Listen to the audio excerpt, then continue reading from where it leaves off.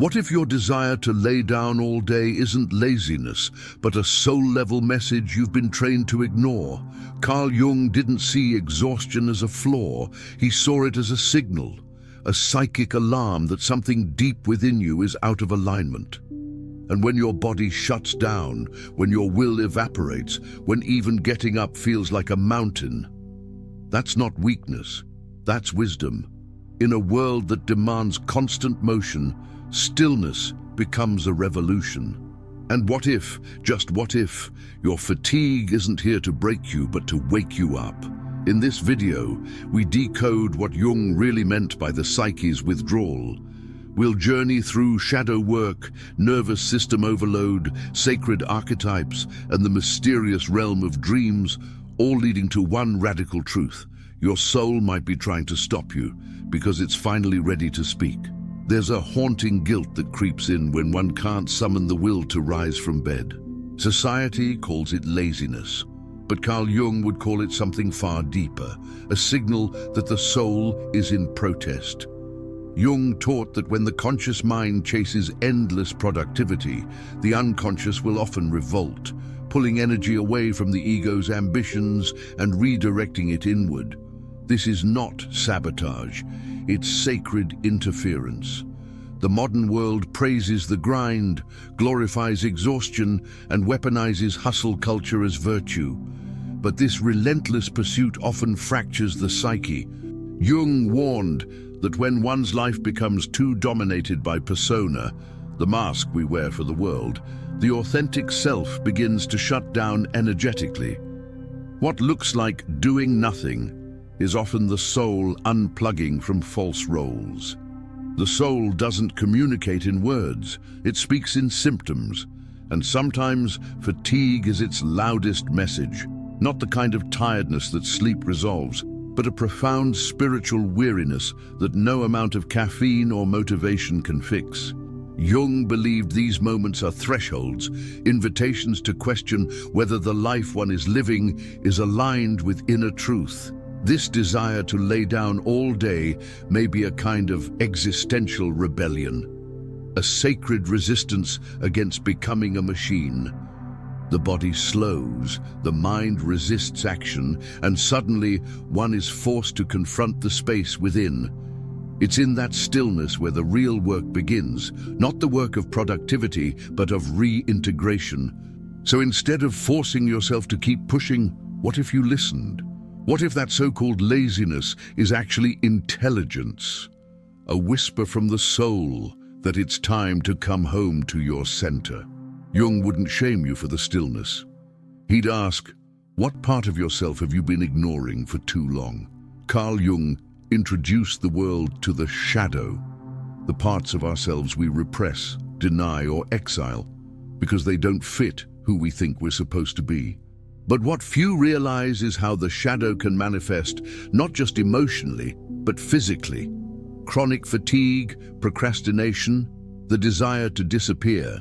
These may not be personal failures, but psychic messages. When one feels a persistent desire to lay down, to retreat from all doing, it may be the shadow speaking. That deep inner exhaustion can come from carrying too many false identities, the achiever, the caregiver, the warrior, while leaving the sensitive, weary, or even angry aspects of ourselves unloved.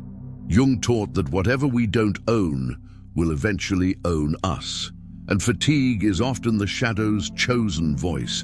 The ego may fight this. It wants to be seen as competent, strong, awake. But the unconscious doesn't care about appearances. It cares about wholeness. And until we turn toward the parts of ourselves we've rejected, the ones that are scared, resentful, tired, or lost, they will drag us into stillness by any means necessary, including full-body lethargy. Shadow work doesn't always look dramatic. Sometimes it looks like lying in bed all day, feeling like something's wrong but not knowing what. But in that stillness, something sacred is stirring. The unloved parts of the psyche begin to surface. The true self, raw, quiet, unfiltered, starts asking for space, and if we dare to listen, the healing begins. So if you're feeling broken by your exhaustion, Ask yourself, what am I really tired of pretending to be? In that question lies a doorway, not into laziness, but liberation. Jung knew that integrating the shadow doesn't just restore energy, it awakens power, the kind that no external hustle can ever give. In Jungian psychology, archetypes are primordial images, universal patterns buried in the collective unconscious. One of the most misunderstood is the hermit. In the tarot and in myth, the hermit retreats from the world not out of weakness, but to reconnect with the sacred within. The desire to lay down, to withdraw from all external noise, can often signal the emergence of this archetype in a person's life. The hermit doesn't isolate to escape life. He withdraws to deepen into it. But in our culture, where extroversion and visibility are prized, this inward turning is pathologized. Jung would argue that the soul sometimes needs to go dark, not as dysfunction, but as a ritual, a descent. The alchemists called it the nigredo, the blackening, a necessary stage before rebirth. When a person feels like they can't engage with the world, when they crave silence and solitude, it may be that life is inviting them to enter this sacred retreat, not to escape responsibility, but to reconnect with meaning. In this phase, energy isn't meant to be projected outward. It's meant to incubate, to rewire, to cleanse the field of all that's not true. The hermit walks away from noise not because he is broken, but because he hears something deeper calling. And often, that calling begins as stillness, a refusal of all things artificial, a longing for the essential. Jung knew that if we don't honor this impulse, the soul will force it upon us through burnout, depression, or physical collapse. So instead of judging this desire to lay down as defeat, what if you saw it as initiation? What if the world isn't falling apart, but falling away because your deeper self is about to rise? The hermit doesn't disappear forever. He returns with wisdom, light, and power. But first, he must disappear. We live in a world that bombards the nervous system with more stimuli in a day than our ancestors faced in a lifetime. Notifications, news cycles, constant comparison. It's not just mental clutter, it's energetic chaos. Jung may not have lived in the digital age, but he understood one eternal truth. When the psyche is overstimulated and disconnected from its source, the body will shut down to survive.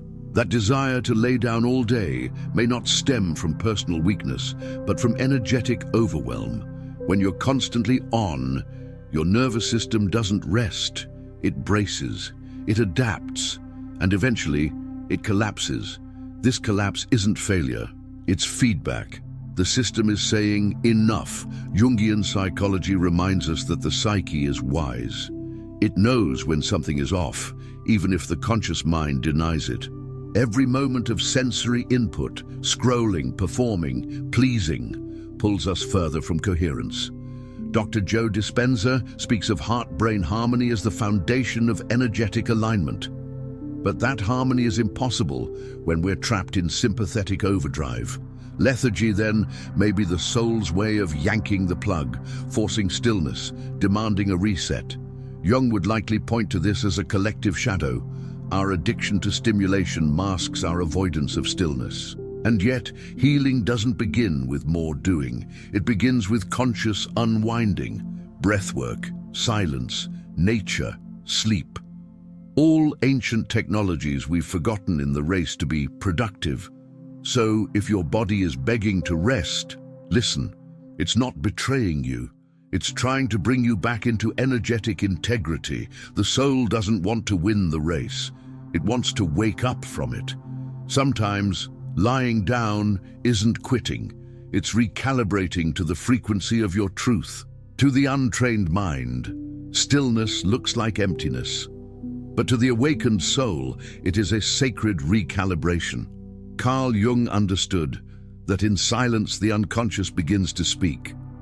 When you lay down and do nothing, you're not wasting time. You're entering a space where integration happens, where scattered fragments of the self can reassemble into coherence. The modern obsession with busyness blinds us to this truth. Rest is seen as indulgence, when in fact it is initiation. Yogic traditions teach that pratyahara, the withdrawal of senses, is a crucial gateway to higher awareness. Jung would agree. In stillness, the distractions fade and the inner architecture becomes visible. Only then can we confront what we've been running from, not tasks, but truths. In the void of doing nothing, the subconscious stirs. Memories surface, archetypes activate, the psyche rearranges itself. Jung believed that true transformation isn't forged through force, but through surrender, through conscious stillness that invites a deeper intelligence to emerge. It's not passive, it's participatory, a dance between ego and essence. We fear rest because we fear what we'll feel in it. But often that fear is the very gateway to healing. The body knows this. That's why it demands stillness when the spirit is misaligned, not to punish, but to restore. Lying down becomes a ritual, a return, a sacred act of remembrance that we are not machines, but mysteries. So next time you find yourself unable to move, don't ask, "What's wrong with me?" Ask, "What part of me is ready to return?" The wisdom of stillness is not in what it avoids, but in what it reveals. And sometimes doing nothing is the most powerful thing you can do. Carl Jung revered dreams not as random firings of the brain, but as messages from the deep, encrypted guidance from the soul. When you feel the overwhelming desire to sleep or lie down all day, it may be the psyche's way of drawing you into this symbolic realm, not just to rest the body, but to reconnect with the mythic language of the unconscious. Sleep is a sacred portal in Jungian psychology. It allows the ego to dissolve, making space for archetypes, memories, and repressed truths to emerge. Many who feel chronically tired are, unknowingly, resisting the messages trying to come through. The soul will persist, and if you don't willingly dream, it may seduce you into states of fatigue just to get you there. Jung saw symbols as the bridge between the conscious and unconscious worlds. The dreamscape is not random, it's revelatory. When your waking life becomes too artificial, too scripted, the soul yearns to return to symbol, story, and myth. Lying down all day may be your inner self pulling you back to this lost language, asking you to listen, not with logic, but with presence. There's something alchemical about sleep. It processes what the conscious mind cannot. It integrates what the ego resists. Jung taught that the psyche is always trying to become whole, but that wholeness requires a dialogue between the seen and unseen, and dreams are where that dialogue happens most freely. So if you find yourself craving sleep, honor it. Write down your dreams, study their symbols, ask, what is my soul trying to show me that I'm not seeing in waking life? In this surrender to the symbolic, healing begins, not through effort, but through inner vision. Sleep, then, is not a pause, it's a pilgrimage. There's a peculiar feeling that arises in prolonged exhaustion, not just tiredness, but numbness. A sense of being neither here nor there. Jung might call this a liminal state, the in-between where old identities dissolve and something sacred tries to emerge. But most people resist this space. They want clarity, energy, answers. Yet the soul doesn't shout, it whispers. When you're flat on your back, drained, motionless, it's easy to assume you've failed. But Jung would say you've arrived at the edge of something holy. The word numinous refers to that which evokes mystery, reverence, awe. And often it's only when the outer world fades that the numinous begins to speak, in sighs, in subtle feelings, in gut-deep truths that can't be explained.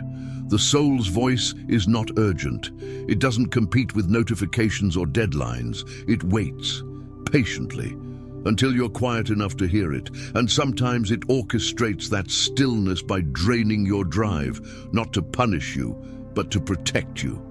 to strip away all the noise so that only the real can remain. That's not burnout.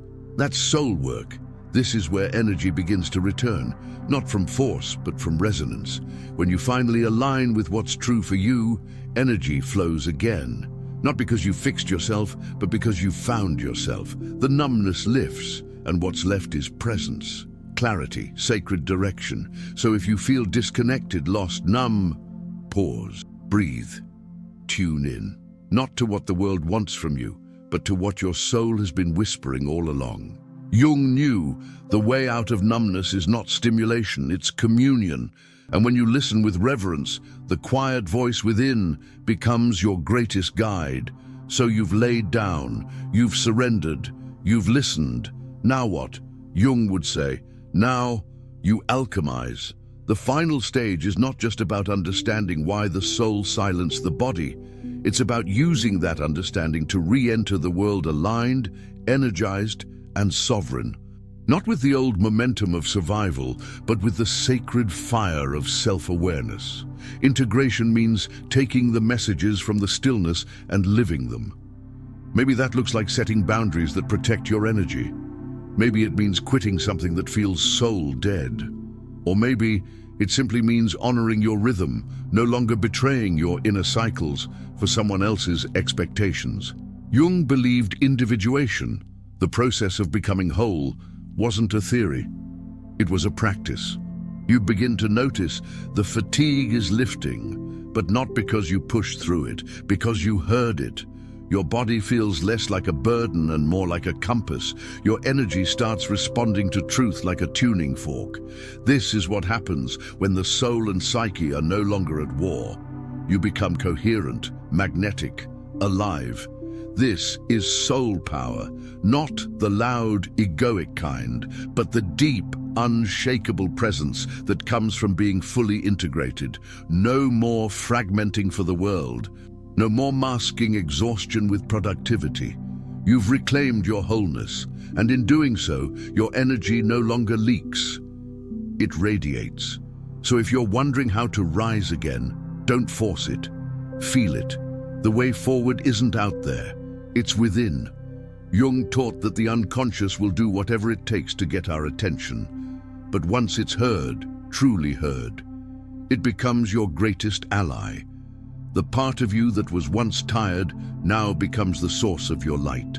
What if the version of you that's been called lazy was never lazy at all?